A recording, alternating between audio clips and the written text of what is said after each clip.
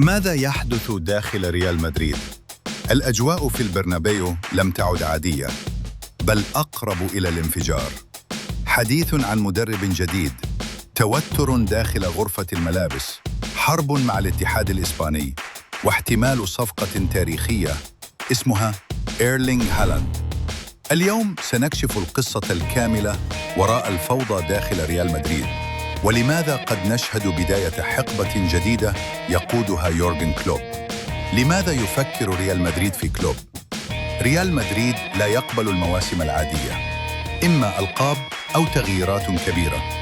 التقارير الإسبانية تتحدث عن أن النادي بدأ بالفعل التفكير في بدائل تدريبية في حال الخروج من دوري الأبطال، وهو ما يعني موسماً آخر دون لقب كبير. وهنا يظهر اسم واحد بقوة: يورغن كلوب، المدرب الألماني الذي غادر ليفربول بحثاً عن الراحة. قد يعود أسرع مما توقع الجميع، وتشير التسريبات إلى وجود اتفاق مبدئي بين شخصيات مؤثرة داخل النادي وكلوب لتولي تدريب الفريق. لكن كلوب لن يأتي بدون شروط كلوب الصادمة.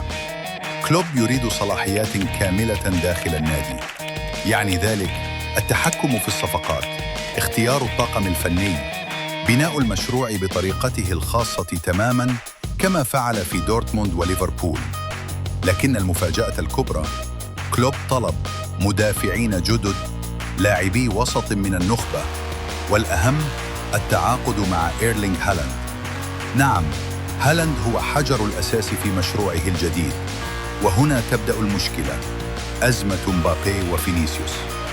ريال مدريد يملك بالفعل هجوماً مرعباً: كيليان مبابي، فينيسيوس جونيور، لكن التوازن داخل الفريق أصبح حساساً جداً. فينيسيوس يفاوض على عقد جديد براتب ضخم بعد وصول مبابي وراتبه الكبير، والنتائج الأخيرة للفريق زادت الضغط داخل غرفة الملابس. والسؤال الكبير الآن: إذا وصل هالاند، هل سيرحل أحد النجوم؟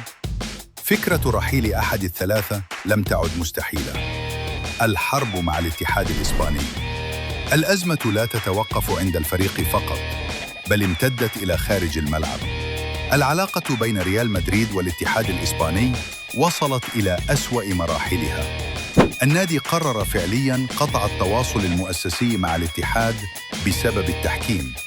الشرارة جاءت بعد مباراة جيرونا، حيث شعر النادي أن قرارات الحكم كانت منحازة، خاصة في لقطات تخص مبابي.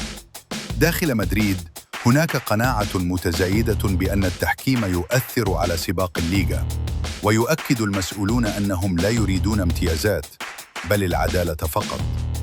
بداية مشروع جديد. عند جمع كل هذه الأحداث معاً سنحصل على صورة واضحة: موسم مخيب، توتر داخلي، مشاكل عقود، صدام مع الاتحاد، جماهير تطالب بالتغيير. كل شيء يشير إلى نهاية مرحلة وبداية أخرى. وقد يكون يورغن كلوب هو الرجل الذي سيقود هذه الثورة.